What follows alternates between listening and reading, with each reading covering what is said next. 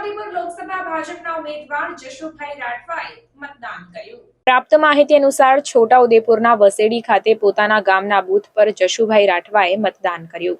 જશુભાઈ રાઠવા પોતાના ઘરેથી મતદાન મથક સુધી પરિવાર સાથે મતદાન કરવા પહોંચ્યા હતા।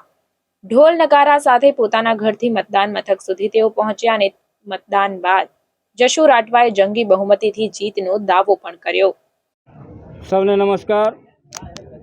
આજે હું મારા વસેડી ગામે બૂથ નંબર 170 ઉપર દેશની રક્ષા માટે, દેશની હિત માટે અને દેશના વિકાસ માટે અને રાષ્ટ્રહિત માટે અને ભારત મહાગુરુ બને એના માટે મતદાન કર્યું છે। આપ પણ સૌ મતદાન કરો એવી અપીલ। વંદે માતરમ, ભારત માતા કી જય।